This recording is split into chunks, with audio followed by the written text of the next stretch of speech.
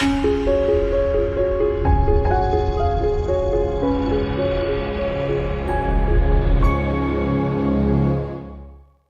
gəlmişsiniz mənim. Biz Çox sağ olun. sizi burada çox sağ olun, Allah razı olsun. Burada sizi görmək mənim üçün çox xoş oldu. Niyə görə? Çünki biz ən əsası günümüzdə lazım olan həm də söhbət yeniyetmə uşaqların psixologiyasından olacaq.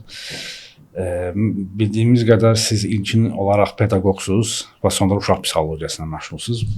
Birinci bu mövzuya toxunaq. Psixologiyaya ilkin olaraq gəlmə səbəbiniz necə oldu? Birinci pedaqoqam ingilis müəllimiyəm. İlk onu oxumuşam. Bakalavr təhsilim Türkiyədə olub, İzmirdə 9 Eylül Universitetində. Sonra magistr təhsilini əslində orada qazanmışdım, iqtisadiyyat üzrə.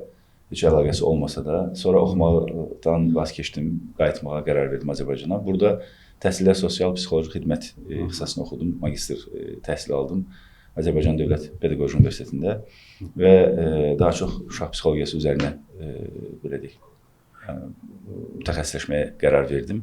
Çünki onsuz da işimin əsas hissəsi uşaqlar idi və ikinci ixtisasa qərar verəndə fikirləşdim ki, hansı ixtisas daha yaxşı mənim gücümə güc qatar və baxdım ki, elə psixologiya yaxşı olar.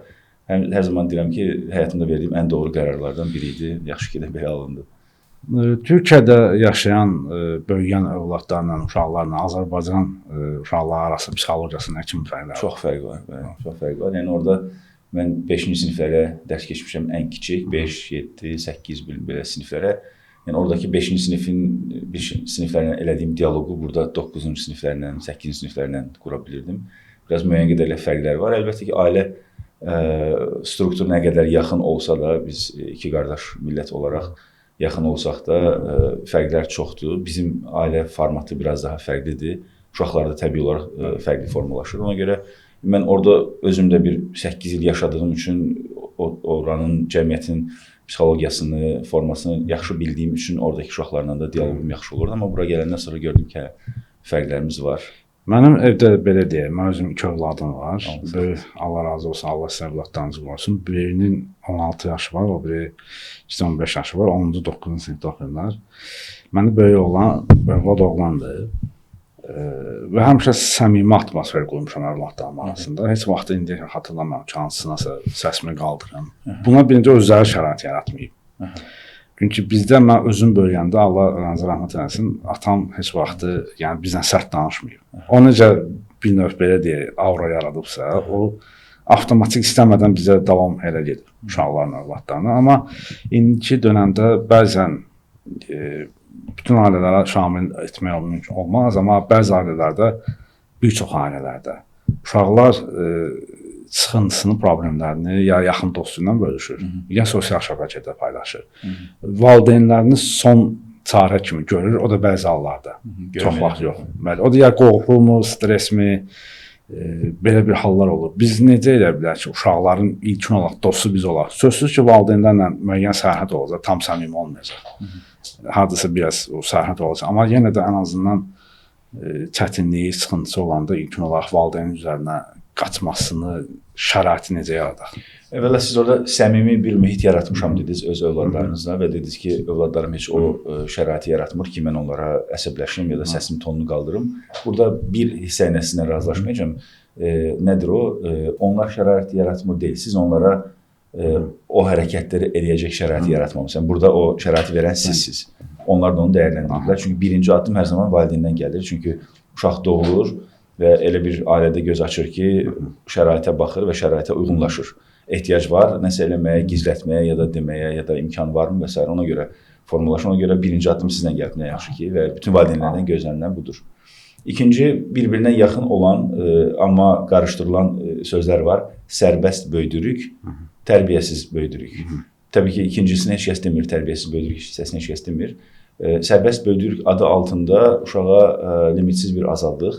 Əslində bu azadlıq həmişə valideynlərə deyirəm ki, bu uşaqlara verilən deyil. Əslində bu sizin özünüzə verdiyiniz dırnaqarası azadlıqdır, rahatlıqdır belə deyək. Çünki uşağı azad buraxmaq ya da onların ifadəsini desək sərbəst buraxmaq həm də valideynə vaxt yaradır, şərait yaradır ki, istədiyi qədər telefonda vaxt keçirsin, ya serialına baxsın, ya futbola baxsın, ya gecə saat neçələrə qədər çayxanada otursun ya da və s. və s. anaya ya da ataya görə bu vaxt keçirmə, vaxt öldürmə desək daha yaxşı olar, dəyişər və həmin o şərait özlərinə yaransın deyə uşağı tam sərbəst buraxırlar, azad buraxırlar. Sərbəst və azad hər ikisi də dırnaq arasındadır. Uşaq istədiyini eləyir, valideyn də istədiyini eləyir. Əlbəttə ki, valideynin özünə vaxt ayırması lazım, amma bu demək deyil ki, uşağı tam buraxmaq lazımdır. İndi gələk sizin sualınıza, bu sərbəst adı altında böyüyən uşaqlar tərbiyəsiz olurlar. Yəni, bu biraz kobud səslənə bilər, amma bunu kimisə deməsi lazım. Qoyun elə kobud adam mən olum, mənim üçün bu problem deyil. Amma indi cəmiyyətimizdəki yetişkin kimi görülən, amma yetişməmiş, ağıllı bir insandır artıq 30-na 40-na çatıb dediyimiz, amma kifayət qədər tərbiyəsiz insanlar var və bunlar da bu şəkildə yetişir. Yəni, bunu inkar edə bilərikmi? Bilmərik, düzdür. Heç kəs inkar edə bilməz, amma bunlar da demək ki, elə formalaşıblar. Yəni, sərbəst böyüdürük deyə formalaşmamış, yetişməmiş yetişkinlərdir. Demək ki, oradan başlayır. Yəni, belə bir şey var. Bunu demək, mən kiməsə şər böhtan atmıram, təəssüf ki, var. Yəni, ona görə bəzən də ola bilər ki, valideynlər ən çox üzərində durduğum mövzulardan birinə toxunduz elə başlar-başlamaz. Valideynlər bəzən bilməyərək də eləyə bilər. Elə bilər ki, hər şey uşağın seçiminə vermək, uşağa seçim azadlığı vermək sərbəst böyütməkdir, özgüvənli böyütməkdir və s.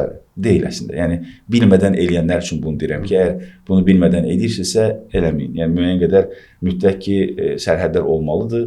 Yəni, uşaqlara mən müəllim olaraq da, pedaqoq olaraq da uşaqlarım şey deyirdim ki, sinifdə sərbəstsiz, amma mənim icazə verdiyim çərçivədə. Yəni, ümumiyyətlə, insan övladına tamamilə azadlıq ola bilməz. Dünyanın heç birində də yoxdur, yaxşı ki də yoxdur. Hətta olan yerlərdəki fəsadları görə bilirik və s. Bu mövzu ayrılığına girməyəcəm. Amma valideyn də uşağa deməli ki, sərbəstsən bu çərçivədə. Yəni, məsəl üçün, ayaqqabı alınır, ağ mı, qara mı? Valideyn deyir ki, qaranı alaq, uşaq istəyir ağı. Burada sərbəstsən, seç, ağ ya da qara. Amma seçdikdən sonra onun bədəlini ödəməyə hazır olmalısan. Qış ayında bir ağ ayaqqabı alırsansa, çox batacaq, təmiz saxlamaq sənin məsuliyyətindədir. 2-3 həftə sonra deyir ki, istəmirəm, indi də qaranı alın, almamaq lazımdır. Seçim haqqı da vermiş olduq, həm də məhdudiyyət vermiş olduq. Ona görə bu şəkildə olanda disiplinli və həqiqətən də sərbəst böyüdülən uşaq olur. Əks təqdirdə isə tərbiyəsiz uşaq olur. Qaldı ki, o uşağın valideynini dost bilməsi, bu da bir vaxtlar belə bir trend halına gəlmişdi ki, valideynlər mən uşağımla dostam, biz uşağımızla dostluq deyə bu valideynin reputasiyası ya da valideynin xarizması, avtoritarlığı yavaş-yavaş azalmağa başladı. Yəni, bu belə qalmalıdır. Yəni, evdə bir rejim var, yəni evdə bir hiyerarxiya var. Bu səmimiyyəti pozmur. Əlbəttə ki, evdə deyək ki, son qərarı siz verirsiniz, düzdür? Uşaq arası getmək istəyə bilər, bu çox normaldır. Bundan bağlı çox gözəl bir söz var, belə qızıl hərflərlə hər evin divarına yazılacaq.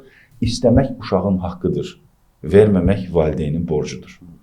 Möhtəşəm bir cümlədir. Yəni, bu podkastdan bu cümləni götürsə izləyicilər, bu belə kifayət edər ki, istəmək uşağın təbii haqqıdır. Mən saat 10-da filan yerə getmək istəyirəm.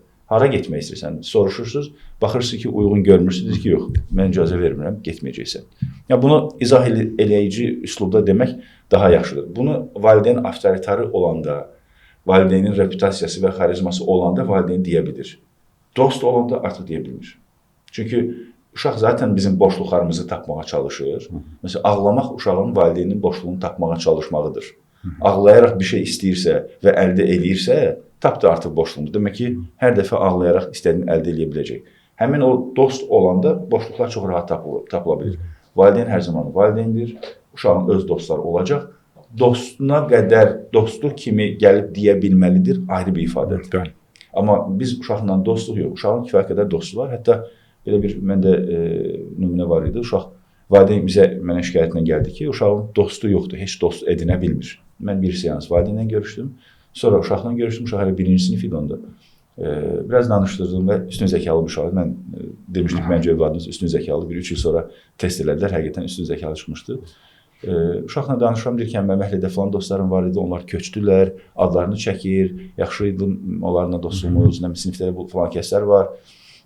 Və baxıram, uşağın dostları var, amma valideynlərə demir. Niyə? Çünki valideyn ona deyib ki, sən ən yaxşı dostların bizik, yaxşı, nəsə problem olsa gəl bizə edinəm, bizik sən ən yaxşı dostların. Və uşaq başqa dost edinəndə, dost tapanda valideynə xəyanət eləmiş kimi hiss edir. Elə bilir ki, bu yanlış bir şeydir. Ayda, mən bu dostum ola bilməz. Axı valideyn mənə 47 dəfə demişdi, sənin ən yaxşı dostun bizik. Yox, biz uşağın ən yaxşı dostu deyilik. Uşağın ən yaxşı dostu öz yaşıdlarından, öz çevrəsindən olacaq. İmkan verməliyik ki, dost tapsın. Çünki sonradan bir 12-13 yaşına gəlib çatanda, 15 sizin övladlarınız yaşına gəlib çatanda, sonra da universitetə doğru gedib çatanda görəndə ki, övladımızın heç bir dostu yoxdur, hayda, indi başlayacaq geri dəyişməyə. Niyə dost edinmirsən, aparacaq mütəxəssislərə və s. və s. Ona görə biz uşağımızdan dostluq ifadəsi bir neçə tərəfli, bir neçə başlı problem yarada bilir. Həm valideyn uşaq arasındakı subordinasiyanı, hiyerarxiyanı pozur. Bu hiyerarxiya sözündə insanlar qorxur, qorxulası bir şey deyil. Yəni bu olması, yəni yaşadığımız və düzənin, səliqənin olduğu, qayda qanunun olduğu, qorunduğumuz hansı yerdə hiyerarxiya yoxdur deyə bir sual soruşum. Hər yerdə var. Məsələn, bir müəllim olaraq mən sinifdə 20 şagirdim varsa, 20 şagirdin də şuur altına bunu ötürməliyəm. Hey, burada mən varam, narahat olmayın, təhlükəsizsiniz. Yəni istər bullying, zorbalıq olmaz, istərsə də fiziki şiddət olmayacaq. Çünki burada bir hiyerarxiya var və mən bunu təmin edirəm. Mən hiyerarxiya hər zaman pis bir şey deyil. Yaxşı tərəfləri var və olmalıdır. Ona görə bu sözlərin üzərində çox dururam ki, hətta belə qısa-qısa videolar belə çəkməyə düşünürəm ki, bu iki sözü qarışdırmayaq. Qarışdırdığımız zaman uçurum ola bilər. Bizim uşağa yaradacağımız şərait odur ki, uşaq bilməlidir ki, onun elədiyi səhvi gəlib valideynə dediyi zaman da belə loru ifadəni desəm çırpılmayacaq. Yəni nə sözlə, nə də deyək ki, fiziki hər hansı bir şey olmayacaq. Danışa bilər, deyə bilər. Səhv də insana aid bir şeydir. Zaten tərbiyəni doğru vermişiksə, gedib belə bir uçurum bir səhv eləməyəcək. Nə səhv eləyibsə gəlib bizə deyə bilməlidir. Deyə bilməlidir ki, mən gedib atama desəm, oturub məndən danışar. Niyə bu səhv oldu, necə oldu, nəticəsində oldu, niyə belə düşündün ki, bu doğrudur, gələn dəfə nə etmək lazımdır, burada nə problem, nə dərs çıxarmaq lazımdır, necə bir nümunə götürmək lazımdır, yanlış dostlarmı edinmişdik. Yəni, əslində o səhv bir fürsətdir valideynin uşağa nəsə öyrətməsi üçün. Məsələn, normalda biz uşağa nəsə öyrədirik, düz deyək ki, 10 dənə mövzu demişik, nə bilim, yerə zibil atma, nə bilim, filan şey eləmə, ora getmə və s. 10 dənə bir şey öyrətmişik, deyək ki. Biz hardan bilə bilərik ki, uşaq bunlardan hansını tam qavradı, hansını yox. Hansına həqiqətən riayət eləyəcək, hansına yox. Ta ki, o səhvi eləyənə qədər, düzdür? Bizdə fürsət, deməli, bu öyrətdiyim 7-ci qaydanı uşaq tam qavramayıb və burada nəsə boşluq var. Yəni, bunu bildiyi halda getdi, bu səhv elədi. Demək ki, onu tamamlamaq lazım. Ya mən düzgün izah eləməmişəm, ifadə eləməmişəm, başa sala bilməmişəm, hər dəfə də uşağı günahlandırmamaq lazım. İndi biz burada podkast çəkirik, niyə insanlar izləmir? Biz də maraqlı eləməliyik ki, insanlar izləsin. Hər dəfə alan tərəf deyil də, problemi verən tərəfin də onu ölçməsi və tənzimləməsi lazımdır. Bu əslində bir fürsət. Məsəl üçün, uşaqlar sınağa gedir. Bu dili daha yaxşı anlayar valideynlər. Uşaqlar gedir sınağa. Mən onlara deyirəm ki, doğru elədiklərinizi qoyun qırağa. Bunu onsuz da gəlib imtahanı doğru eləyəcəksiniz. O elədiyin səhvlər var, onlar nemətdir. Öpüb başınıza qoyun ki, nə yaxşı mən bu səhv eləmişəm. Niyə? O sənə göstərir ki, hansı mövzunu bilmirsən ya da hansı mövzunu bilirsən, amma hansı sual tipini bilmirsən. O fürsətdir ki, sən həmin o boşluğunu tamamlayasan və növbət dəfə həmin o səhv eləməyəsən. Valideynlər də uşaqların elədiyi səhvi onlara biraz daha izah eləmək üçün, daha açıqlama vermək üçün, ifadə eləmək üçün fürsət bilsələr, əsəbləşməyəcəklər. Əlbəttə, içimizdə fırtınalar qopa bilər. Bu çox normaldır. Mən də bir valideynəm, 7-ci sinifdə oxuyur övladım, 13 yaşı var. Allah qorusun. Çox sağ olun, əllərinizdən öpər. Bu demək deyil ki, mən uşaq səhv eləyəndə belə üzümdə qərb təbəssümü ilə, heç normal, canın sağ olsun. İçimdə fırtınalar qopa bilər. Çünki o içimdəki qorxu bu səhvi daha başqa eləsəydi, nə bilim, bu səhvin daha böyüyünü eləsəydi, nə olardılar?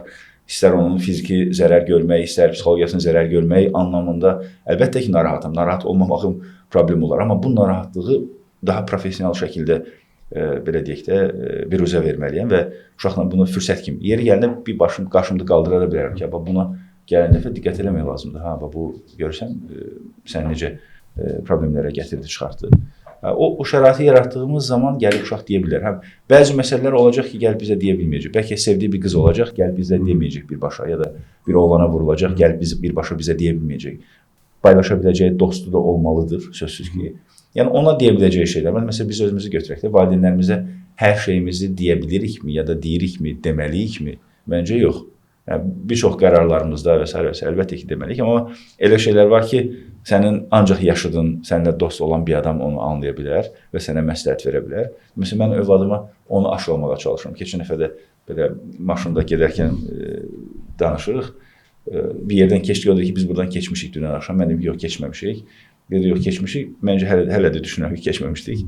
Mən dedim ki, mən atayam, mən səndən böyüyəm. Bunu bilərək deyirəm. Deyirəm, mən atayam, mən səndən böyüyəm.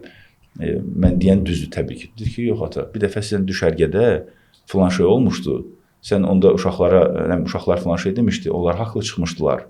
Mən orada hətta sən də qayıdıb demişdin ki, bəli, böyüklər hər zaman haqlı ola bilməz, biz də səhv edə bilərik. Siz doğru üslubda öz belə deyək də iddia elədiyinizi doğru üslubda onlara izah eləyəsiniz. Aha, məlum. Uşağım öyrənəcək, o mesajımı alıb artıq.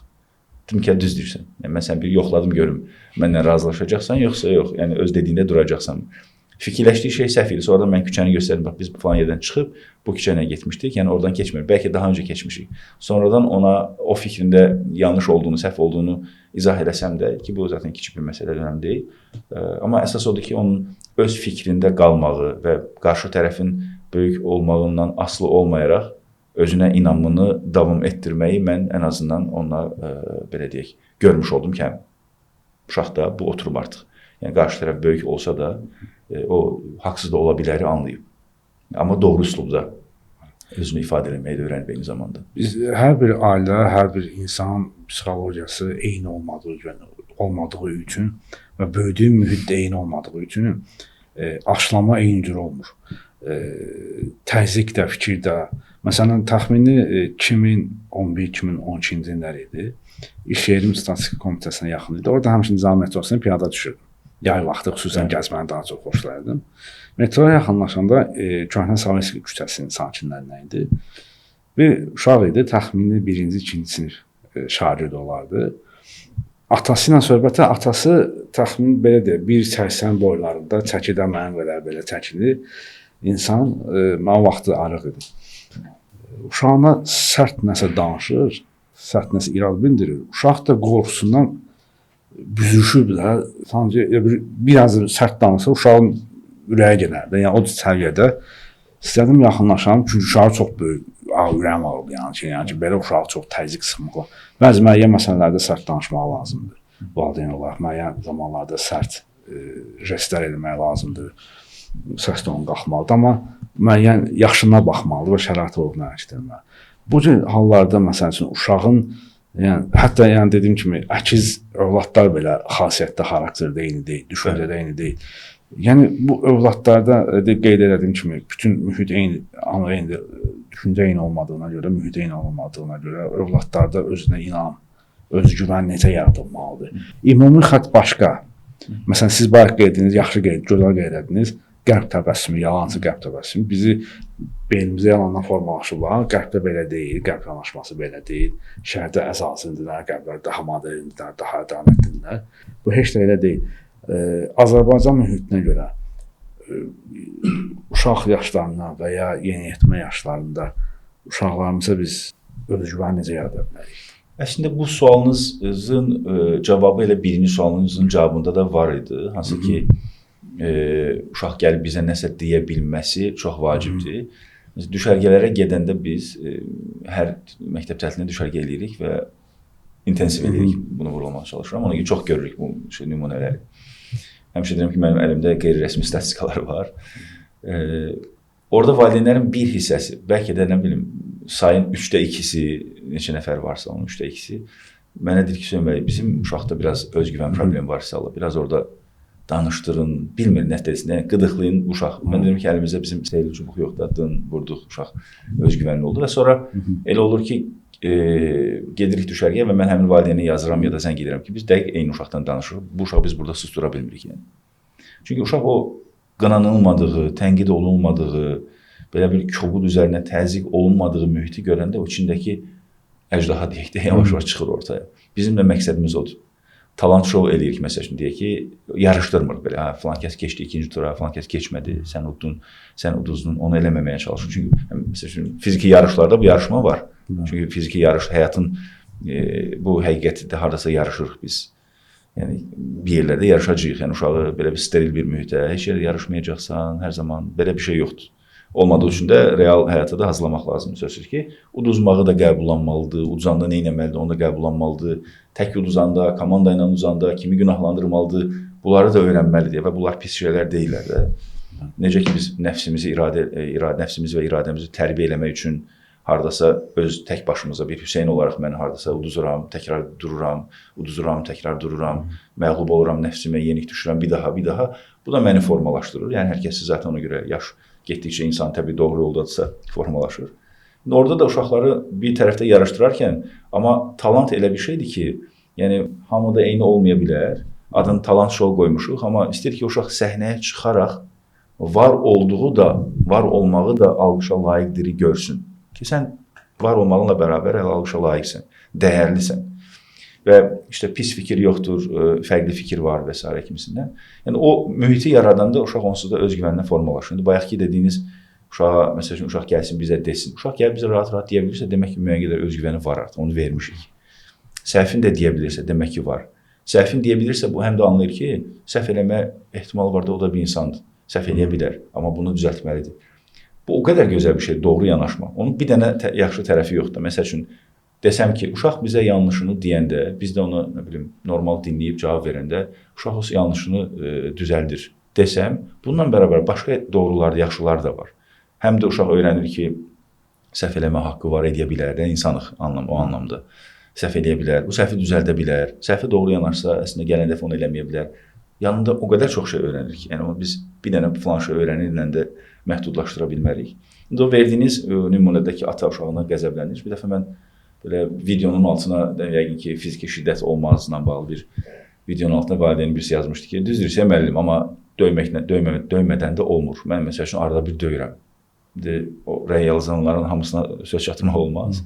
Söz ki, mən dedim ki, bu məsələ çox daha ciddidir, buna yazmam lazım.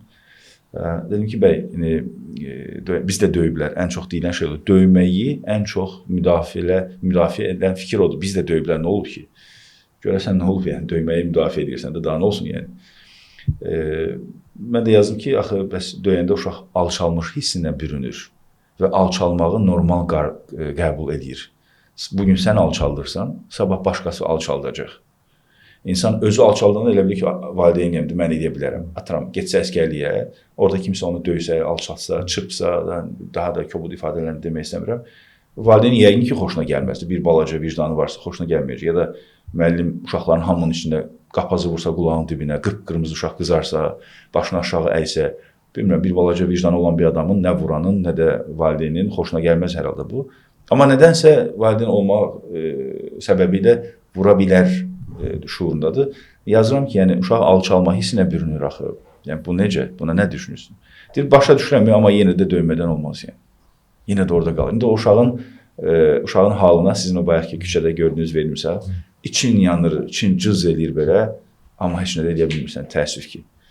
Yəni o, məsələn, sərt dedi, sərtlik məsələsi. Mən telefon mövzusunda valideynlərdən çox belə savaş açmışam, belə deyim. Hətta belə zarafatla deyirəm ki, bəlkə də bu həyatdakı mənim missiyam odur ki, telefon mövzusunu valideynlərlə danışım deyə dayanmadan. İndi bir valideyni soruşur ki, necə eləyim, götürüm, qışqırım. Deyirəm ki, bax, sərtlik iki yerə bölünə bilər. Bir var sərt davranmaq, var sərt dayanmaq və bir duruş olmaq, sərt duruşu olmaq. Bu o deməkdir ki, sərt duruşun var. Bu əslində bizim gündəlik həyatda da, iş yerimizdə də belədir, öz şəxsi disiplinimizdə də belədir. Duruşun olmaq odur ki, fikrində qətisən. Hə, yeni fikirlərə açıqsan, o ayrı məsələ, amma doğru bildiyində qətisən. Yəni sənə kimsə nəsə verəndə fikrini dəyişməyəcəksən. Uşaq da orada o qətiyyəti görməlidir. Mən deyirəm ki, duruşunuz sərt olmalıdır. Üslubunuz yox. Hə, səs tonunun qalxmağı, məsələn, bu pedagogikada bu şey var ki, var sinifdə səs tonunu qaldırmaq, var qışqırmaq. Bunlar ayrı-ayrı şeylərdir. Yəni, sən səs tonunu qaldır, belə orada bir nə bilim, teatral bir səhnə də edə bilərsən ki, yatanlar oyansın.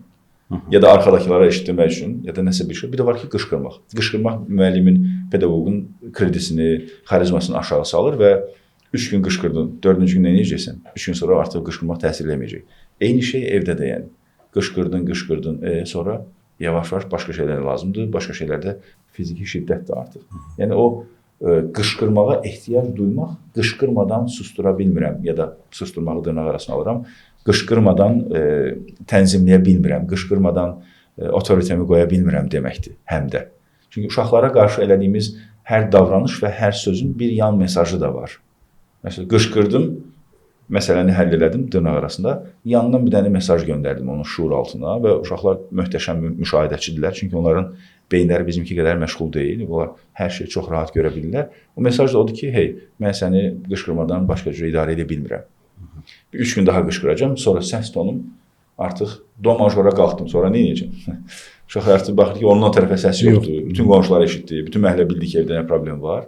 Ondan sonra başlayır artıq növbəti mərhələlər. Növbəti mərhələlər gətirir, çıxarır, çıxmaza. Yəni o dialoqa keçmək, bu iki yetişkin arasında biz sizlə dalaşsaq, dalaşa bilərik də, ola bilər hansı mövzuda dalaşdıq. Bir var ki, ikimiz də səs tonu dalaşdıq, yox da başında deyil də, ola bilər ki, hansı fikir ayrılığına gəldik.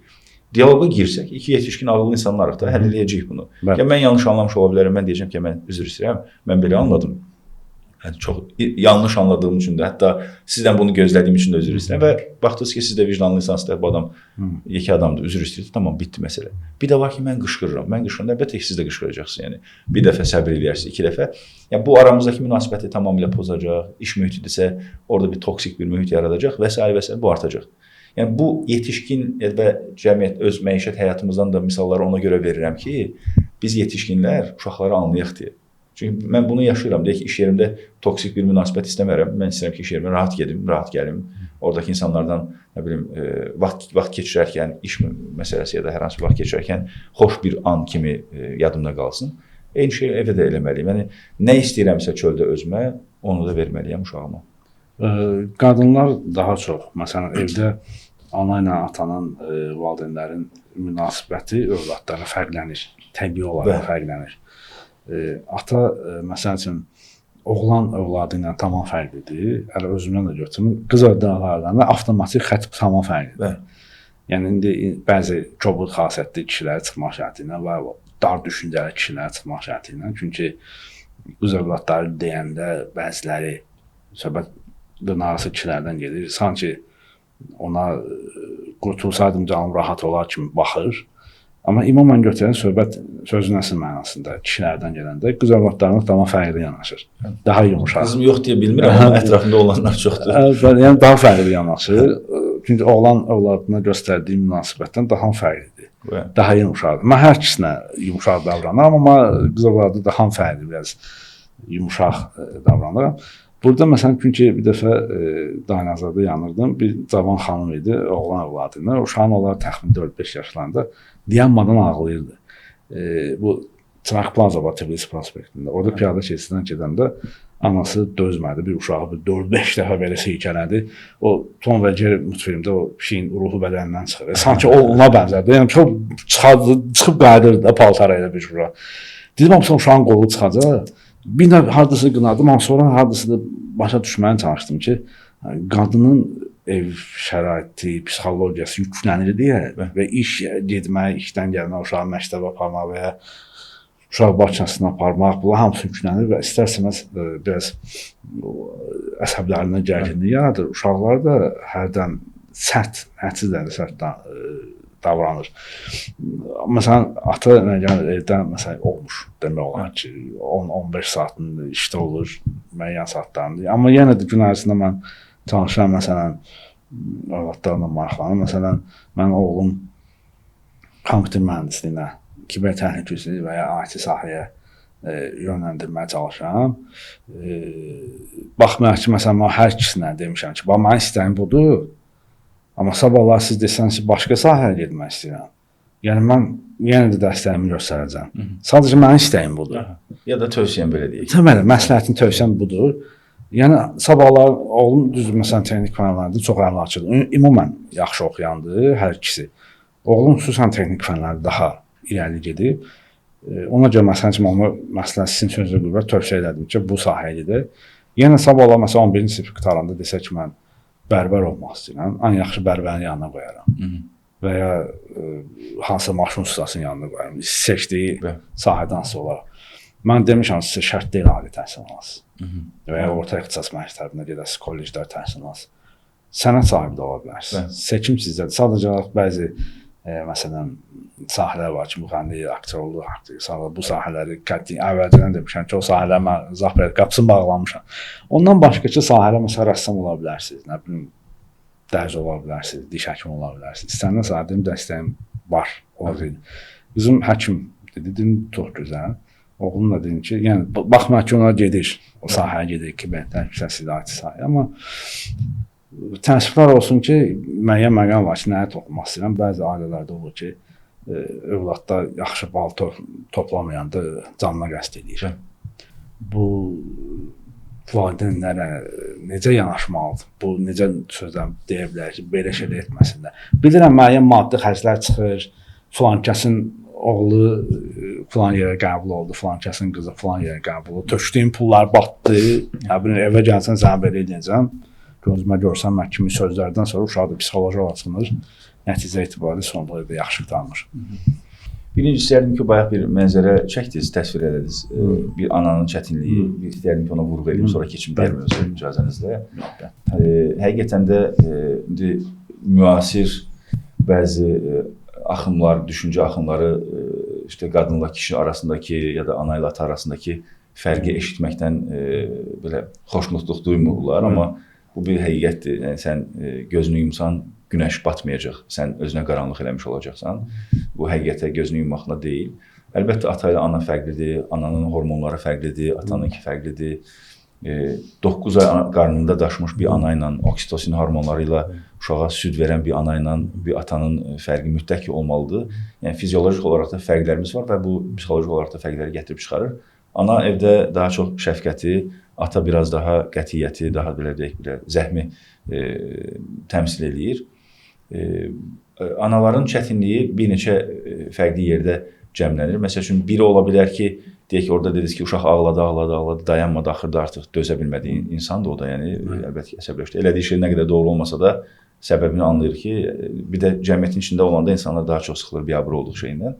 Bunu nəyə gətirmək istəyirəm ki, biz bəzi vərdişlər qazandırırıq uşaqlara, sonra o vərdişi tərk etməyə çalışırıq. Məsəl üçün, ağlayaraq istəyəndə verdiyimiz uşaqlar nə istəyirsə, sonra o dayanmadan ağlayır. Amma məsəl üçün, o uşaq 3 yaşında, 2 yaşında ağlasa da ona bir şey verilməsəydi, uşaq bir dəfə yoxlayacaqdı, 2 dəfə yoxlayacaqdı, 3 dəfə yoxlayacaqdı, ağlayıb baxacaqdı ki, bu ağlamaq nəsə işə yaramır. Yəni, ağlamaq uşağa da əziyyət verir əlbəttə ki, yəni, bir efordur, bir fiziki güc, enerji sərf edir və baxsaydı ki, bu işə yaramır və onu davam eləməyəcək. Yəni, o 5-6 yaşında bir uşaq ağlayıb dayanmırsa, yəni uşağın o tərbiyəsində də, yəni tərbiyə olunma şəklində də bir səhv var və indi məsələn deyək ki, valideyn, burada ana ya da ata da demirəm, onu tərk etməyə çalışır və onu biabır olur, ona görə biabır olduğu üçün fiziki şiddətə məruz qoyur uşağı, artıq özü də belə deyək də məcbur qalır hardasa. Yenə bu dırnaq arasında belə bir məcburiyyət yoxdur əslində. Ona görə bu birinci tərəfi ki, anaların söz keçirə bilməməsi, çətinlik çəkməsi. Gün ərzində əgər evdar xanımdırsa, əlbəttə ki, bir çox işi var. Ümumiyyətlə, kişilər buna belə baxmalıdır, biz belə baxmalıyıq ki, əgər xanımımız işləmirsə, mən işləyirəm, bu pul mənim deyil.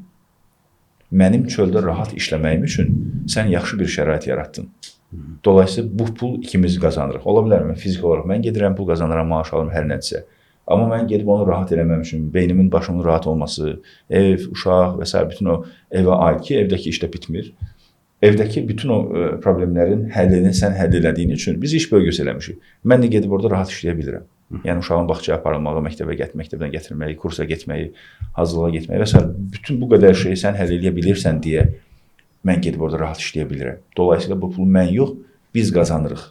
Kimin baxsa, əslində məsələlər çünki biraz daha maddi məsələlərini qazanıram, gətirirəm, nə edeyim belə bir tonla başlayır. Əlbəttə ki, o qazanır, gətirir, o əməkdir, xanım da onun qədrini bilməlidir sözsüz ki. Amma o da qədri bilməlidir ki, yəni bu evdəki də az iş deyil. Biz 3 saat dayanmadan aralıqsız uşaqla vaxt keçirməyi bilmirəm.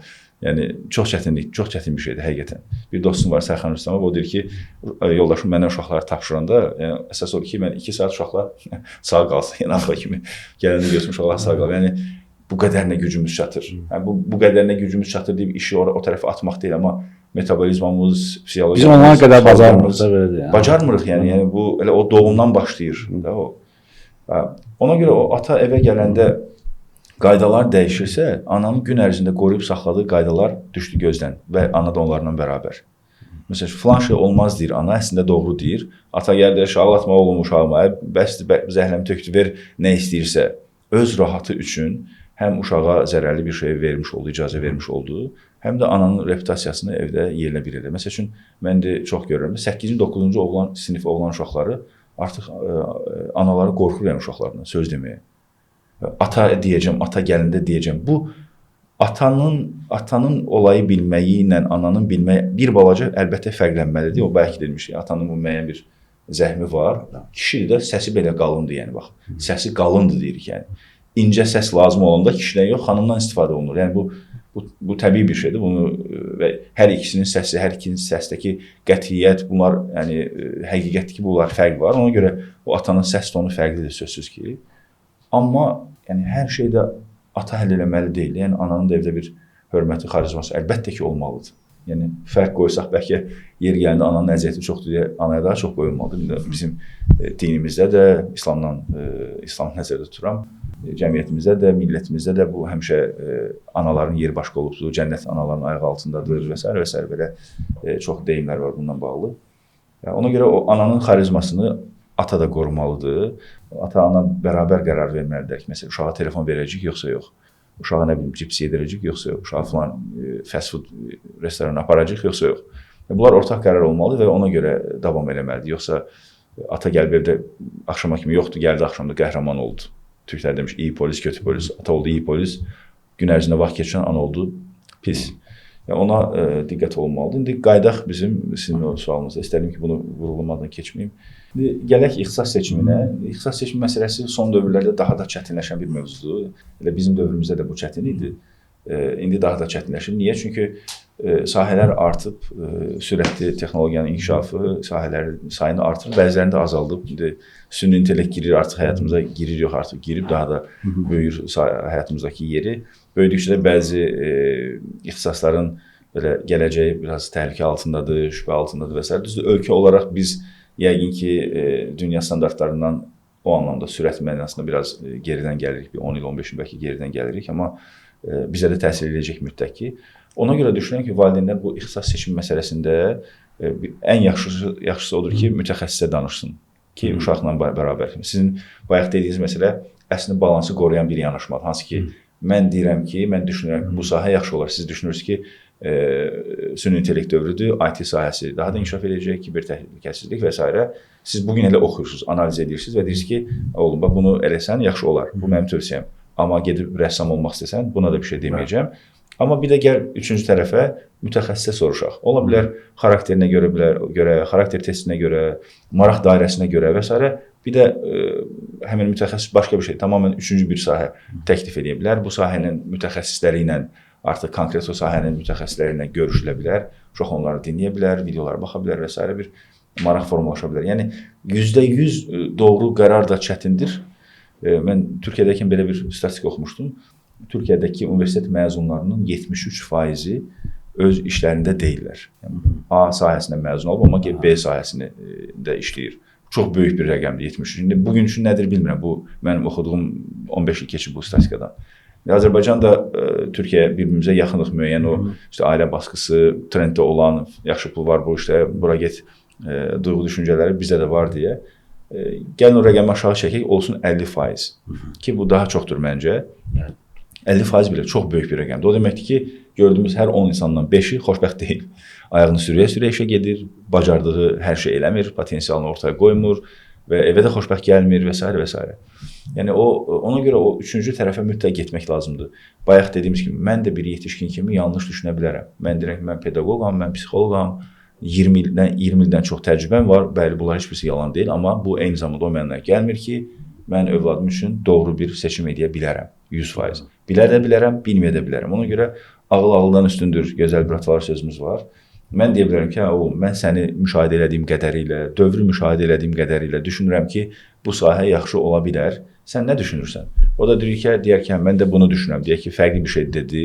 Lap eyni şey desə də. Mən gəl bir də gedək mütəxəssisə soruşaq. Baxın, o bayaq dediyinizdə bu qədər xərc elədim, boşa getdi və s. deyir də valideyn. O qədər xərcə razıdır valideyn. Minimum 2 il hazırlaşdırırlar uşaqlar. Düzdür, 10-11, 47-dən hazırlığa gedir uşaqlar. Yəni, o qədər hazırlığa pul tökən valideyn bir dənə həmin o ixtisas seçimi ilə bağlı mütəxəssisə getmir. Bu ixtisas seçimi ilə bağlı mütəxəssis dediyim ballar gələndən sonra seçilmə deyil, o deyil. ondan əvvəl o ixtisası seçməkdən əvvəl gediləcək adamdır o. Bir də var ki, bal gəlir, gedirsən falan kəs koddur. O kod mütəxəssisidir belə deyək də. Yəni ixtisas kodları üzrə mütəxəssis, ixtisas seçmə mütəxəssisi deyil. Kodları yazır, daha diqqətli yazır, ehtiyatla yazır. Nə bilim ballara baxır, onları analiz edirkən bunu bura yazsan düşməyəcəksən falan filan. Amma ixtisas hansı ixtisas olsun, onunla bağlı getməlidirlər ixtisas seçimi mütəxəssisinə. Yəni uşağın xarakterinə baxsın, danışdırsın, maraq dairəsinə baxsın və bir qərar versin. Bu qərarla razılaşmaq çətin ola bilər. Bayaq dediyiniz kimi siz düşünürdünüz, IT mütəxəssisi, IT mühəndisi və s. Gəlir dedik ki, övladınızdan möhtəşəm aşpaz olar. Haydi bakalım, görüm indi burada valideyn onu uda biləcəkmi? Burada uşağın uzun ömrünü hesablasaq, düşünsək, valideyn onu oturub bir balaca sakin bir başına fikirləşsə, baxacaq ki, yəni bir dənə sual soruşmaq lazım özümüzə və orada çox dürüst olmaq lazım, amma çox dürüst olmaq lazım. Deməli ki, mən bu övladım adına ən çox istədiyim şey nədir? Məsəl üçün, IT mütəxəssis olması, yoxsa xoşbəxt olmalı? Yəni o tərəzinin bir gözünə həmişə xoşbəxt olmalı. Sonra o daşı dəyişməliyik. IT mütəxəssisi, nə bilim, uzun boylu, yaraşıqlı, nə bilim, maşını olan, bla bla bla, hamısı. Və bunların hamısı önəmli də ola bilər. Bunlar pis şeylər deyillər. Amma xoşbəxtliyindən daha dəyərli deyil, yəni, düzdür? Yəni kimə soruşsaq, övladınızın xoşbəxt olmasını istəyirsiniz, hansı valideyn yox deyər? Bu sual ümumiyyətlə deyirlər, nə qəribə sualdır. Hamı əlbəttə ki, hə deyəcək, amma orada texniki biraz daha düşünmək lazım ki, mən bunu istəyirəm, yəni xoşbəxt olsun. Amma bu dayadığım şey, dirədiyim şey, təzyiq elədiyim şey onu xoşbəxt eləyəcəkmi? Lap deyək ki, mən işin içindən çıxa bilmirəm, abi gedim filan qədər də pul verim, mütəxəssis onu ölçsün desin də, zaten top tökmüşəm nə qədər pul. O qədər pul tökmüşəm ki, uşağımdan daha vacib bilib, uşağıma deyirəm ki, qəbul olmasan evə gəlmə. Yaxşıdır, o qədər şey eləmişsən, bir dənə də ixtisasa get. Get bir dənə ixtisas seçimində də sənə mütəxəssis kömək eləsin. Qaldı ki, bu ixtisas seçimi ilə bağlı. Bir də var ki, qəbul olmadı deyə uşağı pis günə salmaq.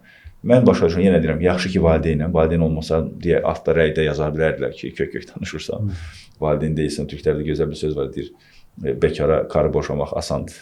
Mən valideynim, ona görə hatırda danışa bilərəm. Oğlumun hələ ki, düzdür 13 yaşı var, ixtisas seçimi məsələn gəlməyib, indi evdə danışılır, bir ara istədi ki, veterinar olsun, heyvanları çox sevir, bir ara dedi ki, beyninə düşüb ki, mühəndis olsun, mühəndis beyni var, biz elə görürük. Bir ara istədi ki, nə bilim, astronom olsun, gəlir, gedir. Bu normal bir şeydir, hamımıza gəlib gedir. Mən həkim olmaq istəmişdim, daha doğrusu birinci dedektiv olmaq istəmişdim, sonra həkim olmaq istədim, sonra ingilis dili müəllimi oldum, sonra psixoloq oldum, indi də həm də turizmlə məşğulam. Yəni və bunu abituriyentlərə deyirəm, ya da 8-ci, 9-cu siniflərə ki, uşaqlar, yəni gəlib getməyə çox normaldır. Yəni siz anormal deyilsiniz. Bu normal bir şeydir. Və seçim də artdığı üçün uşaqların seçməyi də çətinləşib, yəni əslində. Onları da o yöndən də anlamaq lazımdır. Qaldı ki, o evə gəlmə ya da canına qəsd eləyəcək yerlərə gətirməyə, bu şərtli sevgiyə gətirir. Ki, 3 cür sevgi var da, belə deyirik, övladla bağlı. Əslində, bu hər kəslə bağlıdır. Yəni, bu yoldaşımıza da, atamıza, anamıza da, iş yoldaşımıza, dostumuza da və s. ki, əgər, rəğmən, çünki, belə sıralayaq da, əgər, çünki, rəğmən sevgisi. Əgər sevgisi odur ki, əgər universitetdə qəbul olarsansa, səni sevəcəm. Əgər 5 alarsansa, səni sevəcəm. Əgər filan kəsi keçərsənsə, səni sevəcəm. Gəlir ikincisi, çünki sevgisi. Səni sevirəm, çünki universitetə qəbul oldun. Səni sevirəm, çünki o qədər xərc boşa getmədi. Səni sevirəm, çünki filan kəsi keçdin. Səni sevirəm, çünki yaxşı şeir dedin, pianinoda ifa elədin və s. Şərt qoyuruq yəni. Bir də var rəğmən sevgisi. Ola bilər universitetə qəbul olmadın, mən çox üzüldüm buna, çox da xərc eləmişdim, amma səni hələ də sevirəm yəni. O uşaq canına qəsd eləməz, buradakı o sevgini görsə. Çünki ora güvənəcək yəni, ora sığınacaq.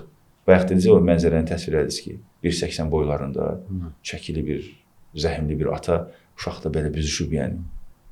Bir uşağın, yəni o uşağı nə qədər çırpsan, öz yaşlıları döysə, o qədər travma almaz yəni.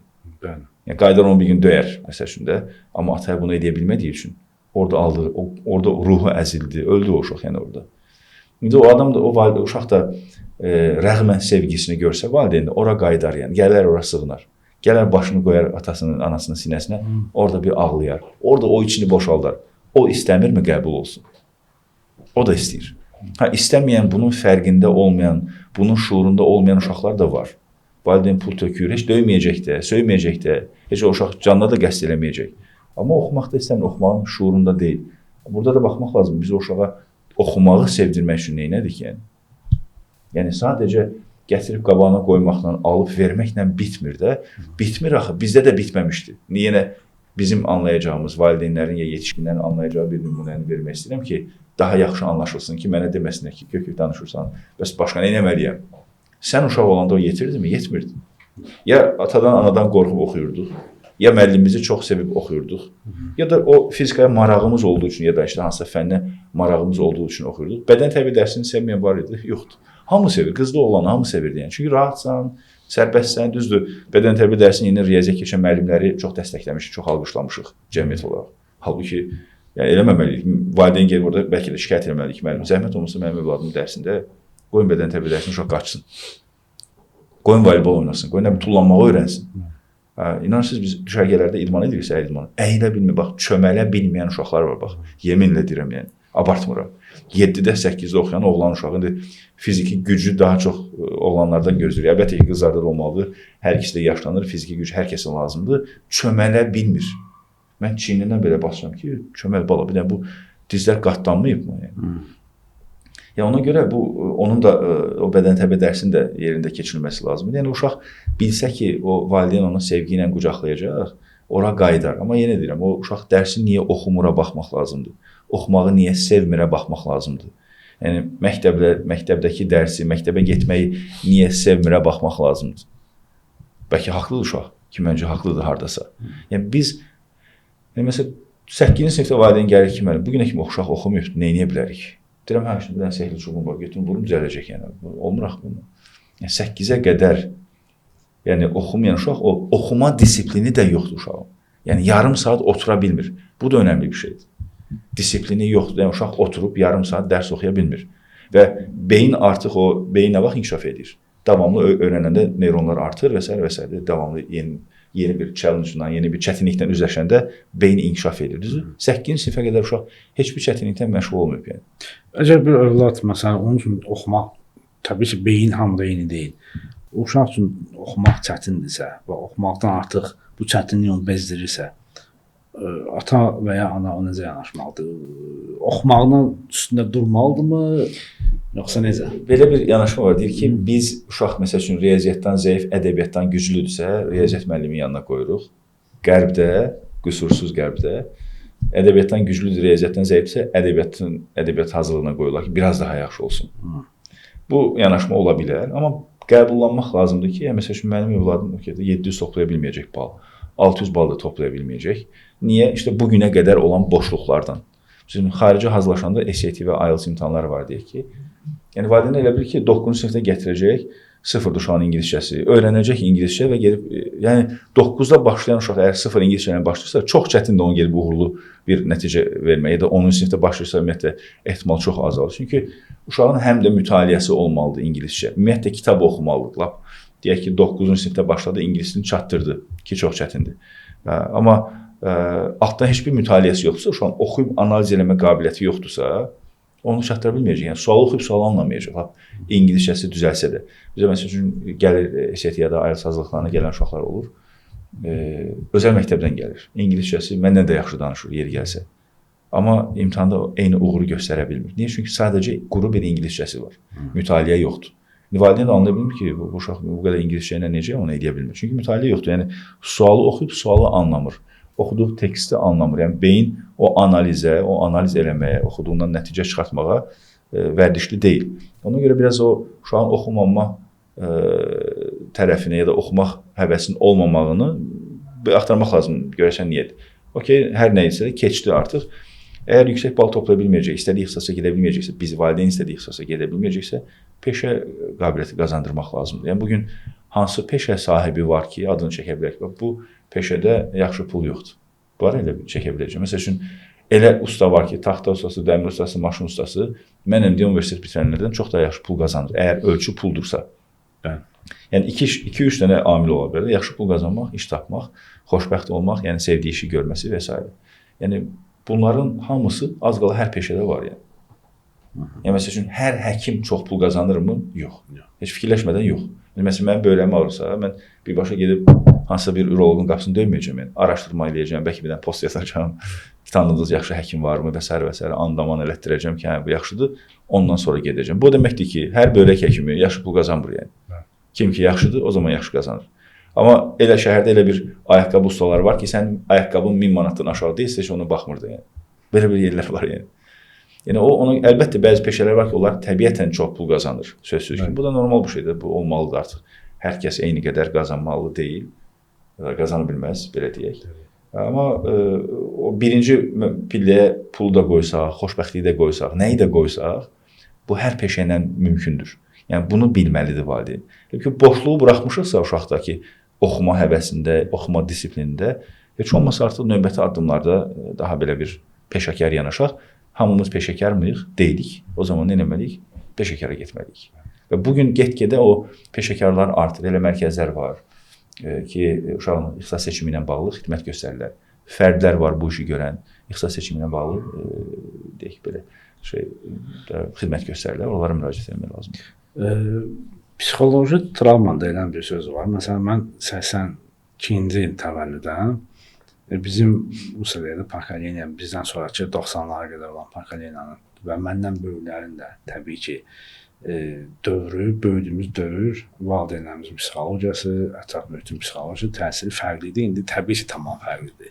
Z generation dediyimiz yaşam. Çünki biz Sovetlər bildiyin yaşam tərzini görmüşük 90-cı ilin əvvəlində Qarabağ müharibəsi, kasıbçılıq, var dövlət, sonra tamam fərqli bir inkişaf prosesləri, hamısı üst-üstə gəlir. Yəni, bütün travmaları yaşamışıq, amma yenə günün bu gündə də bizim iradəmiz daha fərqlidir, düşüncəmiz daha fərqlidir. Bəlkə də o zamanlarda internet və ya kompüter olsaydı daha fərqli düşünərdik, indindən daha it düşünərdi və ya əksi mənfi tərəfə düşünə bilərdi. Amma indi bəziləri bəlkə də baxsa və bəzi hallarda məclislərdə söhbət edəndə mənə homofob kimi görürlər. Bundan sonra da görsələr də özlərimlər. Mən düzgün, yaxşı, müsbət yanaşmam. Mənim üçün insan insandır. Yəni, hamını yaradan Allahdır, hamı insan Adəm övladıdır. Mənim üçün necə ki, dində öyrədilib, insanın özünə yox, etdiyi əməli qına və onda özünə etmə. Bax, onun mənfi tərəflərini gör. Əgər əlkin və ixtiyarın çatırsa, onu aradan götürməyə çalış. Bacarmırsansa qəlbində inkar et və özünü onu təkrarlama. Mən bunun üzərindən gedirəm. Amma onun arxasına duran edən insan zaten Adəm övladıdır, insandır. Yəni, onu mən tapdalıb üstündən keçə bilməm, onu da yaradan Allahdır. Mən sadəcə demək istədiyim nədir? Bəzi insanlar deyir, məndə psixoloji travma oldu. Mən böyüdüm, oğlan idim, oldum, qız və ya qız idim. Oğlan oldum. Belə bir yönləndirirlər, özlərini bahanə gətirirlər ki, mənim psixoloji travma olub. Amma mən oturub belə fikirləşirəm ki, birinci Qarabağ müharibəsində əsir düşmüş insanlar olub, bunların içində uşaq da olub, yaşlı da olub, cavan da olub, qadın, qız, oğlan. Və bunların əksəriyyət məsələn, vardı orada dünyasını dəyişdi, Allah onlara şəhid kimi qiyamət günü həşr eləsin. Eləsi də var ki, sağ olanlar da var, sonradan dünyasını dəyişənlər də var. Hansı xüsusən uşaq olub və bu gün də onların 35-40 yaşında olanlar da var. Onlar düzdür, mənlə psixoloji sınmalar var. Təbii bu normaldır, onu hər adam çəkə bilməz, amma normal insan kimi həyatlarını davam edirlər. Hətta o vaxt əsir düşmüş Azərbaycan döyüşçüləri var ki, 50-55 yaşlarındadır. Onlarla oturub söhbət edəndə deyir ki, gecələr yuxum qarışır. Qışqırıb ayılıram, ağlayıram, otururam, ağlayıram, amma bir insan kimi həyatını davam etdirir, normal insan kimi həyatını davam etdirir. Və onu demir, psixoloji travma aldım deyə mən belə oldum. Bu bəhanədirmi, yoxsa insan zəiflidirmi? Bəhanə zaten insan zəifliyindən gəlir. Bu, bəli, ola bilər yox, belədir ki, psixoloji travma var, amma onun həll yolu, nəticəsi o deyil. Birbaşa, mən bu yolu seçdim, çünki travmam var. Hər kəsin travması var. Burada məsələ çox şaxəli bir mövzudur. Yəni, aldığı travma önəmlidir. Travmanı alan adamın psixoloji vəziyyəti önəmlidir. O travmanı alan həmin o psixoloji vəziyyətdə adamın sonraki girdiyi mühit önəmlidir. Məsəl üçün, deyək ki, insan travma alıb, deyək ki, cinsiyyət dəyişikliyinə getməyib, amma hər hansı bir başqa bir, belə deyək də, mənfi xüsusiyyətləri var. Bu ya belə davam edəcək, ya da ona kimsə deyəcək, bax, psixoloqa get, kimsə onun yanında belə bir aydın bir insan varsa, onu yönləndirəcək və gedib həmin o psixoloji problemləri ilə üzləşəcək, travmaları aradan qaldırmağa çalışacaq və s. Yəni, ora girmədiyi müddətcə ömür boyu ona qurban psixologiyası deyilir. Onu özünü qurban kimi hiss edib, sona qədər də elə də ömrünü tamamlayacaq deyək ki. Yəni, burada qəşəng dedik ki, biz qınamaq bizlik deyil də, yəni, o qəlblər bilən Allahdır. Bütün hər hekayənin, hər nəticənin arxasında nə hekayə var, biz bilmirik. Qəbul eləməyə bilərik bəzi şeyləri, bu bizim seçim haqqımızdır. İstəməyə bilərik, öz ailəmizdə görmək istəməyə bilərik. Ümumiyyətlə, yaxın durmaq istəməyə bilərik. Mənfi ya da müsbət, bu da bizim seçimimizdir. Necə ki, o qarşı tərəfin seçimidir. Bu da bizim seçimimizdir və insanları etiketləməyə də gərək yoxdur. İşte, sən beləsən deyə, homofobsan və s. Bu cinsiyyət dəyişikliyindəki səbəblər mən burada hamısını saya bilməyəcəyim qədər çoxdur. Daha çox nə ola bilər? Məsələn, deyək ki, bir qız uşağıdır, özünü bir qız kimi sübut eləyə bilmədiyi üçün, özünü qız kimi həyatda yer tapa bilmədiyi üçün, istər o uşaqlıqdan başlayır, o zaman keçir qarşı cins olmaq istəyir. Ya da bir oğlan uşağı hansısa səbəbdən daha çox nə kimi, belə, daha çox qız ortamında, bacılar çoxdur, ata fiquru yoxdur, ana, bibi, xala, davamlı belə qız mühitində olan uşaqların bu hamısı üçün keçərli ola bilər ki, elə uşaq var ki, oğlan uşağı ki, ata yoxdur, rəhmətə gedib, ayrılıblar, ya atıb gedib, bacıları çoxdur, əmsi qızları və s. Amma yenə də hər hansı bir cinsiyyət dəyişikliyi yoxdur, ola bilər. Ola bilər ki, o yaxşı bir müəllim çıxıb qabağına, yaxşı, nə bilim, sinif yoldaşlarıyla münasibəti yaxşı olub, necəsə, amma bu onları aparan səbəblərdən biridir, deyirəm, illah da budur. Yəni, belə bir situasiya varsa, mütləq ki, belə olacaq deyə bir şey yoxdur. Mən psixologiya oxuyanda müəllim bizə tapşırıqlar vermişdi. Orada müəllimin seçdiyi mövzu, hər kəs öz seçirdi. Mən seçmişdim ki, cinsiyyət azınlıqlarının ailədəki psixoloji rolu belə bir mövzuydu. Mən danışmaq üçün müsahibə eləmək üçün, mən onu istəmədim. Google-dan tapım, copy-paste eləyim. Mən istədim ki, həqiqətən belə bir adamla görüşüm. Yəni, 2017-lərdə falan da belə. Hətta onda heç video call yox idi, səhv eləmirəmsə. WhatsApp var idi, amma video call yox idi. O rəfələrdə bəli, yox idi. Mən başqa Azərbaycanda bir rayonlardan birində bir nəfər tapdım. Dostumun bir tanışı, bəlkə tanışın tanışı. Ondan WhatsApp üzərində danışdıq. O bütün həyat hekayəsi. Mən 22 dənə sual hazırlamışdım, deməli mən. 22 sualın qabağında da keçdiyimiz dərslərdən araşdırdığım qədərilə mən əlbəttə ki, buna hazırlaşmam lazım müsahibəyə. 22 dənə sual hazırlayıb qabağına da ehtimal, düşündüyüm cavablar yazmışdım. Məncə belədir və s. İnanırsınız 22'si də bu mən o gün üçün belə bir psixoloqda deyildim, hələ heç ixtisası bitirməmişdim də. Heç bugün də o söz demirəm ki, mən möhtəşəm psixoloqam, ona görə doğru tapdım. Sadəcə eyni cəmiyyətin nəticələri, səbəbləri aşağı-yuxarı bir-birinə oxşaya bilir. Məsələn, bugün hər gördüyü oğlana, hər iki gülən, iki gözəl söz, xoş söz deyən oğlana etibar eləyən ya da ona sığınan bir qız uşağının arxasındakı səbəb bizim cəmiyyət üçün çox da fərqli deyil. Yəni. İşte içən, döyən, söyən, qoyub gedən bir ata var orada, ata fiquru var. Atada bir boşluq var, ona görə edir, yəni muhtemelen. Yəni 90% belədir, yəni. Ona görə mənim o 22 cavabım da demək olar ki, üst-üstə düşdü. Və həmin o yoldaşla danışanda onda da həmin ailə mühiti idi. Onun aldığı bir travma var. Məsələn, o yetişmə tərzinə görə məktəbə gedib, məktəbdə oğlan uşaqları ilə ünsiyyət qura bilmədiyi üçün daha çox qız uşaqları ilə ünsiyyət qurur. Onlara inanır, onlara güvənir, onlarla daha rahat vaxt keçirir. Sonra gedir universitetdə bu şey davam edir və yavaş-yavaş onun həyatı o tərəfə doğru sürüşməyə başlayır. Və bu belə bir-birini gətirən halqalardır. Yəni o oğlanlarla münasibət qura bilməyəndə oğlanlar da onu yavaş-yavaş təcrid eləməyə başlayır. Və bugün də məndə bu şəkildə müraciətlər var. Məsələn, deyək ki, ayrılmış distant ailələrdir. Bu boşanmış ola bilər, ata uzaqda yaşayır ola bilər və s. Ata qayğısı yoxdur, ata yoxdur ümumiyyətlə ortalıqda, ata obrazı yoxdur, atanın səs tonu yoxdur, heç nə yoxdur. Və ana oğlan uşağının doğru formalaşmamağından narahatdır. Bu ata-ananın bərabərkən də olan versiyalar var. Yəni hər cürə məndə qeyri-rəsmi statistika var versiyalar və analar narahatdır nədənsə, təəssüf ki, çox acı bir şeydir. Ananın narahat olmağı deyil təəssüf olan, atanın da narahat olmamağıdır təəssüf dediyim. Və baxırsan ki, həmin o problemdir. Yəni o obraz yoxdur, o nümunə yoxdur. Bu bir travma ola bilər, amma qaçış yeri bu olmaya bilər. Yəni bu biraz Yəni heç o travmanı götürməsək də aqressiya var. Deyək ki, məndə aqressiya var, uşaqlığımdan qalan bir travmadır, məsəl üçün. Bunu həll eləmirəm də, mən onu həll eləmək istəyəcək aydınlıqda deyiləm. Nə oxuduğum kitablar, nə çevrəm. Mən deyim, belədir, zordur, beləyəm mən.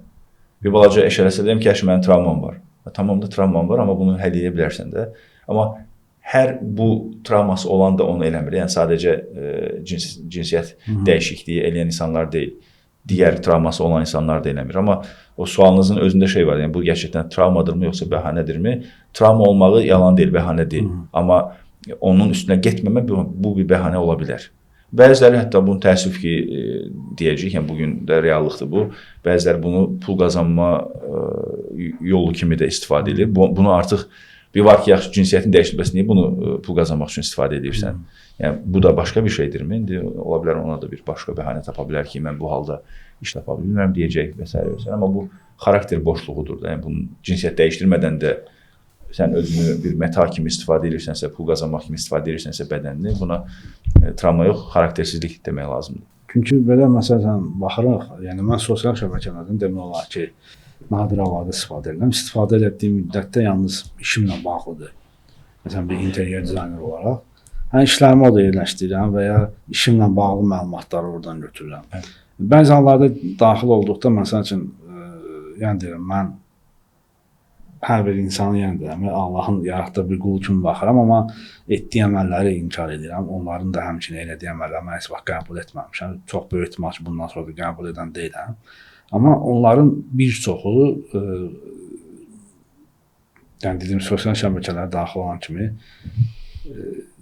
etdiyini əməlləri daha çox görürsünüz, pul qazandıq, gözəl həyat tərzi, bahalı maşın, bahalı telefon, səyahətlər falan və bunu bəziyib də, gözəlləşdirib də bu yola, mən belə yaşayıram, sən də azad ol, belə yaşa kimi və filan kəs, filan calın insanları yaxşı, belə deyək, əl tutur, uzadır, o yaxşı insandır. Narkoman da yaxşı insan ola bilər. 90'ların əvvəlində SSR dağılmamışdan qabaq Andrey Chikatilo deyilən bir seksual manyak vardı. İlk olaraq pedofil kimi başlamışdı.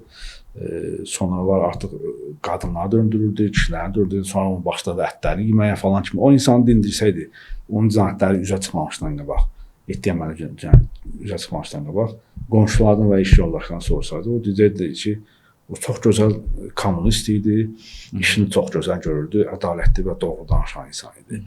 Belə qərar verəcəklər. Amma onun altında tamam fərqli bir şeylər yatırdı. Onun mənfi tərəfləri yatırdı. O sadəcə üzdə onu belə də örtüb bunu, amma o heç də yaxşı olmayan əməllərini altdan edirdi. Yəni bu da insan seçimi özü bilər. Yəni son anda Allah qarşısında özü qalır. Yaxşısı ilə, pisi ilə özü qalacaq. Cavabdehliyin özü şey edəcək. Baxmayaq ki, dərk edir pisdir və ya dərk eləməsə də pisdir olduğunu. Yəni də insan sonda özü Allaha cavab verəcək. Amma onun bir narkomanın narkotikin yaxşı olmasını və ya bir zinakarın zinanın yaxşı olmasını təbliğ etməyi və ya bir oğrunun oğru dünyasının arzuya deyib yaxşı təbliğ etməsi heç də normal bir şeydir. Və təəssüflər olsun ki, buna uyan gənc nəslin daha çoxdur. Və bunun qarşısı alınmaz. Və mən bilmirəm, qarşısı alınır, necə alınırsa mən görə bilmirəm. Bu bizim çox necə deyim, türkçə mi olacaq o ifadə bilmirəm, ötəmizdə olan, bizdən çox daha belə iradəmizdə, müdaxiləmizdə olmayacaq qədər yuxarı yerlərdə planlanan planlardır. Biz təəssüf ki, belə qərbdən gələn hər şeyi qeyd-şərtsiz qəbul eləmək, belə oradan gəlibsə yaxşıdır kimi bir anlayış formalaşdı və görülür ki, heç də elə deyil. Məsələn, mən işimlə bağlı müəyyən qədər fərqli ölkələrdə olmuşam ya da fərqli millətdən insanlarla ünsiyyətdə olmuşam, bəlkə 30-30-dan çox.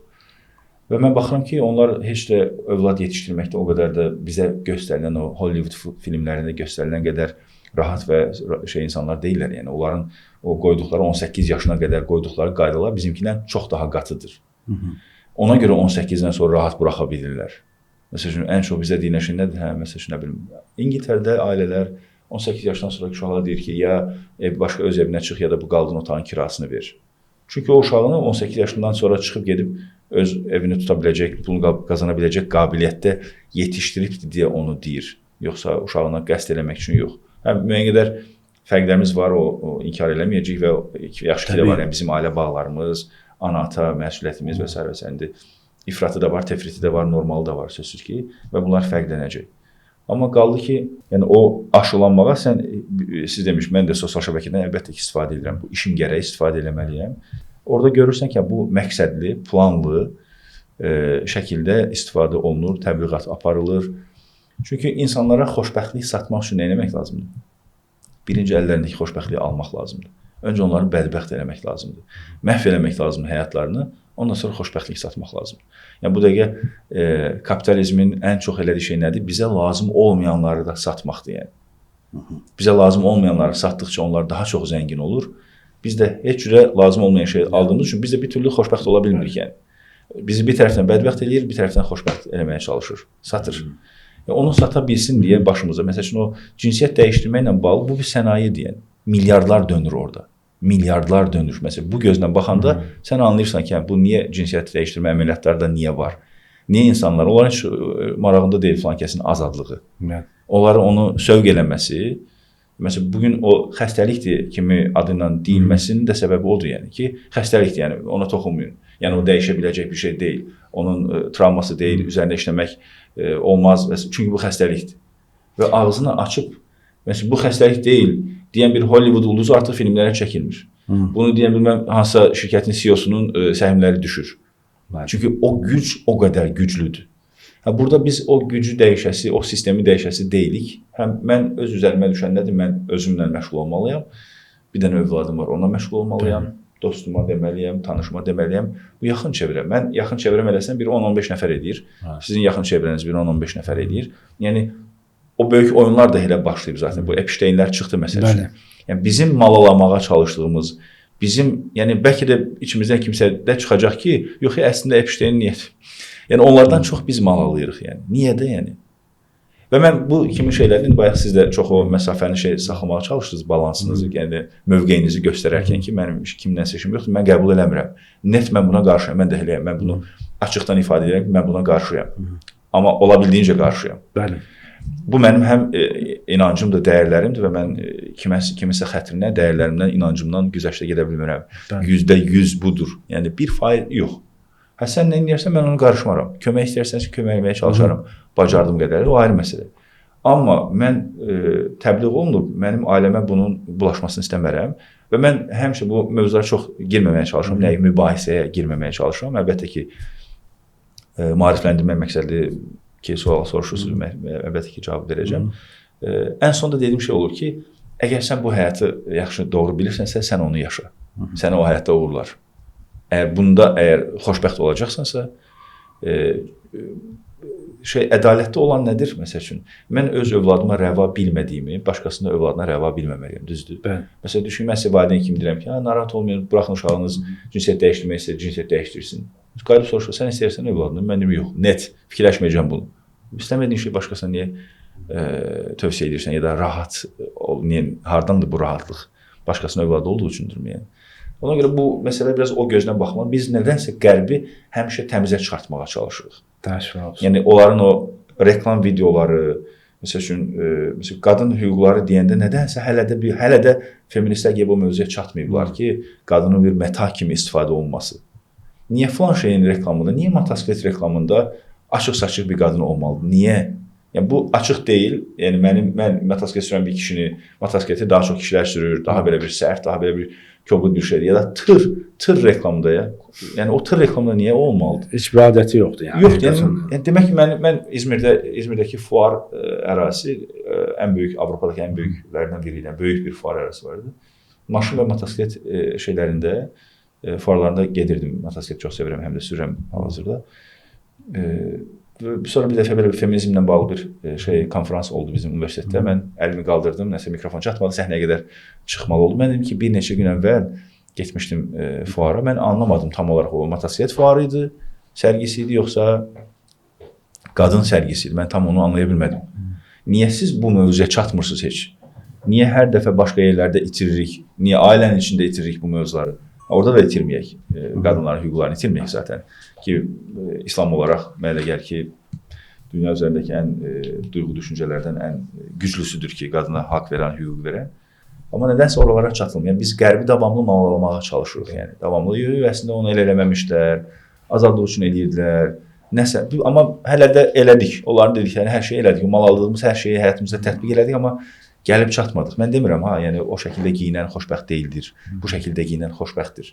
Amma hər dediklərinin arxasından qaçıb özümüzünkündə belə yerin dibinə soxmamalıyıq da. Yəni və ən son gəldiyim şey oldu ki, sən harda xoşbəxtsən, sən orada, mən də burada, mən sənə toxunmuram, sən də bura toxunma. Yəni nə əlini, nə dilini uzatma da. Yəni burada mənim dəyər sahəmdir, bura yox.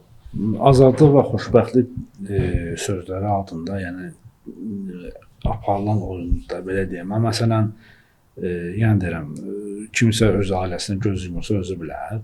Amma məsəl üçün mən hətta orta məktəblərdə və ya universitetdə tələbə xanımlar, qızlarımız var ki, həddindən artıq biraz qabarıq şəkildə çox qısaldılmış geyimlər geyinirlər falan. Mən buna qarşıyam da və istəmirəm. Amma hansı bir şagird və ya tələbə hicabda gəzərsə, ona dil azadlığı, qadın azadlığı, insan azadlığı deyirlər. Amma zaten ikisi də azaddır. Biri dırnaq arasındadır. Seçimini buraxmışıq. Yəni bir qız özü hicaba keçirsə, bu istəyi ilə keçirsə, bu da azad olaraq seçimdir. O birisi yarıb çılpaq gəzirsə, mən belə rahatam deyib də, o da onun azad seçimidir. Amma nədənsə buna daha çox dil uzadılır, buna daha çox yaxın gəlir. Hətta məsəl üçün belə deyək, bizim dövlətimizin qanunlarında hətta sənə şəklini çəkdirəndə icazə var, icab şəklində, amma gedib çəkdirəndə ona icazə yoxdur. Şəxsiyyət vəsiqəsi üçün və ya xarici pasport üçün. Amma buna görə inşallah növbəti podkastlarında bu üzrə mütəxəssislər daha çox onun üzərində işləyəcəm ki, yəni necə olur, belə bir hallar aradan qaldırmalıdır, rahat şəkildə olmalıdır. Amma tək əldən səs çıxmaz deyə, ona görə bir gün, məsələn, sözümü nəyə gətirdim?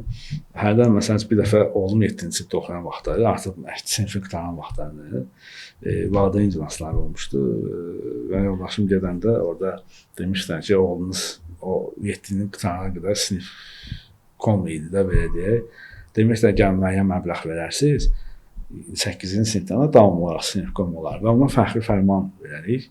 Mənə evdə gəlib bunu deyəndə, dedim, mən istəmirəm. Bir 8-dən sinif komda olmasın, fəxri fərmanı da istəmirəm. Dedim, tərbiyəsi necədir? Müəlliməsi tərifləyir. Tərbiyəsi bəzi qızlardan da daha mərifətlidir. Dedim, oxumağı necədir? Dedi, əlaçı. Dedim, Ayşə, bunlar olduğu halda, tərbiyəsi gözəl və elmi yaxşı olduğu halda, nəyə görə bizdən rüşvət, pul tələb edilməsi davamlı olsun? İstəmirəm. Karyera qurulmuş ki, sinif kom olmalı. Və ya nəsə olmasın, istəmirəm heç biri. Vəzifə deyil və oxusun kifayətdir. Yəni, uşaqları sadəcə dala çəkməsinlər və ya pula. Bir də dava gedir məktəblər ki, sinif rəhbərinə müəyyən məqdar pul verirlər ki, mənim evladım ön sinada otursun. Ona imkanı çatmayan uşaqdırsa, oturur arxada, psixoloji biraz narahat olur uşaq. Və ya məsəl üçün, hansı bayramlarda və ya ad günündə maddi vəziyyəti yaxşı olan var, yaxşı olmayanlar var. Yaxşı olanlar qabaqda o bizi kölgədə qalır, istər-istəməz. Psixoloji təsir pis olur orlar. Yəni deyirəm, mən çalışam, elə şey verməyim, amma hərdən deyirəm, verməsəm olmur. Amma mən ona qarşıyam. Çünki tək heç nə edə bilmirəm. Və ya mən kimi düşünən bir iki valideyn heç nə edə bilmir. Buna qarşı çıxa bilmir. Çünki valideyn toplumu çoxdur, onların təsiri daha çoxdur deyə. Mən təəssüf mən deyirəm ki, məktəbi qutarsaydı daha rahat olardım ki, mən bunlardan qaçardım. Başqa şeylər başlayacaq. Belə bir zarafatla deyilən söz var ki, uşaq tərbiyəsi 20 yaşa qədər çətindir. Bu davam edir, sonra da başqa bir... Bəli, çünki mən də hər ki, övladımı deyirəm, tərbiyəsinin üzərindəyəm və heç vaxtda dediyim kimi, onların belə deyək, mən məsələn təklikdə də olur, məsələn, həmişə təklikdə danışıram çox vaxt. Dedim, ola bilər, təbii ki, övlad ən çox birinci valideyn anasının üzərində gedir, nə olarsa. Amma məsələn, onlara bir şərait yapmışam. Deyim, nə istəyirsinizsə, nəyi görmək istəyirsinizsə, mən edə bilməsəm də, siz gəlin deyin mənə. Mən bunu istəyirəm, mən onu istəyirəm, mən orada olmaq istəyirəm, mən burada olmaq istəyirəm. Əgər həll edə biləcəmsə, onu edəcəm. Edə bilməyəcəmsə, hansı bir başqa bir variantını tapa biləcəm. Ya da eləyə bilməyəcəm. Yəni belə bir şey, yəni seçim olacaq da, yəni mümkün deyil seçim. Bəli, mümkün deyil seçim olmasın. Çünki hətta adi Allahın vacib buyurduğu namazda belə istisnalar var. Yəni əyilib qalxmaq mümkün deyilsə oturub ibadət etmək və ya uzanaraq ibadət etmək. Onda belə vacib olan müsəlman üçün əməldə istisna varsa, deməli başqa dünyavi məsələdir, istisnalar var, etmək olar. Ona görə də mən məsəl üçün vacib bildim ki, sizi bura dəvət edim. Düzdür, bu mövzuya bir mövzudur, günlərlə, aylarla söhbət gedib bitməz və mən sizə son bir sualım olacaq ki, Hüseyn bəy, sizi məsələn bugünkü Hüseyn müəllimi formalaşdıran ən böyük həyat təcrübəniz nə olub? Birinci əlbəttə ki, insanın formalaşdığı yer elə ailəsidir. Atama, anama çox təşəkkür edirəm. Fürsət düşdükcə də. Allah canlarını sağ eləsin. Amin. Çox sağ olun bütün valideynlərin. Amin. Yəni yetişmiş doğru insanlar, formalaşmış iki insanın övladıyam. Ona görə ikisi də ali təhsilli deyil. Biri kollec məzunudur, anam ali təhsilli yoxdur. Yəni çox əslində ali təhsilə qəbul ola biləcək savadda olub, imtahanda sadəcə dövrlər şifahi kəsilib, yəni 3 il istəyib, ingilis dili müəllimi olmaq istəyib, kəsilib, məndə qismət məndə ingilis dili müəllimi olub, amma aydın insandır. Ali təhsilli olmayan aydın insanlardır hər ikisi. Kifayət qədər kitab oxuyublar, yəni bədii ədəbiyyat mövzusunu zaten o dövrdə çox adam oxuyub. Və bayaqdan saydığım o hansı ki, doğru mühit, doğru ailə nədirsə, bir çoxsunu verə biliblər. Məsəl üçün, mən oxumuşam, pedaqogikada oxumuşam, psixologiyada oxumuşam. Yəni, görəsən onların mənə verdiyini mən övladıma verə biləcəmmi deyə düşünürəm. Bu da ali təhsil olmasa da, yəni insan aydın olunca verə bilir, onu demək istəyirəm. Orada başlayıb təbii ki, qohum çevrəlim, ətrafımız, qonşularımız hamısı o anlamda mənə çox şey qatıb. Sonra Şəkidə Türk liseyində oxumuşam. 5 ildə orada 7-dən 11-ə qədər. Ora bir başqa bir dünya, orada şəxsiyyət kimi formalaşmışam. Nə qədər formalaşmışamsa artıq belə oranın çox böyük əməyi olub. Sonra Türkiyədə oxuyanda bakalavr təhsilimdə bunların hər biri ayrı bir dövrdür və hər birinin ayrı bir rəngi var, fırçası var deyirəm bunu. Universitet dövründə də sosial layihələrdə çox iştirak eləmişəm. Tələbələri də bugün onu tövsiyə edirəm. Məsələn, ümumiyyətlə tələbələrlə danışanda deyirəm ki, tələbəlik illərində məsələn bu işləməyən kim var, əlini qaldırsın, əlini qaldırırlar. Deyirəm ki, inşallah ki, məzun olanda iş tapmazsınız. Belə bir məmnuniyyətlə elə deyirəm ki, yəni siz indidən başlamalısınız da, yəni tələbəlik yatmaq deyil, yəni universitet o qədər çətin bir şey deyil ki, siz gününüz tam dolusun və işləyə bilməyəsiniz. O tələbəlik dövründə elədiyim bəzən pul üçün işləmişəm, qarşılıqlı, bəzən də sadəcə sosial layihə kimi işləmişəm. Oradakı o mühitin mənə qatdığı çox şey var. Yəni formalaşmağımda bunlardır və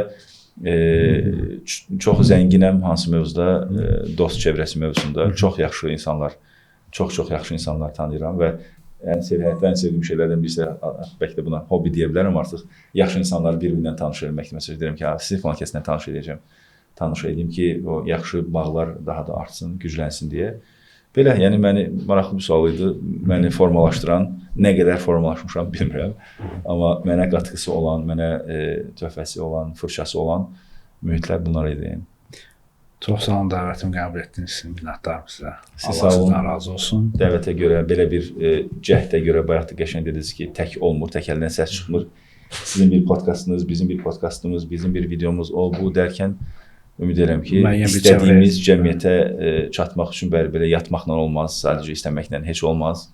Ona görə hər kəs çabalamalıdır. Sizin də bu çabalarınıza görə təşəkkür edirəm. Mən də bir pedaqoq kimi, hansı ki, cəmiyyətə qatqı təmin eləməyə, töhfə verməyə çalışan bir pedaqoq kimi mən də sizə təşəkkür edirəm. Həm də dəvətə görə də çox sağ olun. Minnətdaram. Allah razı olsun.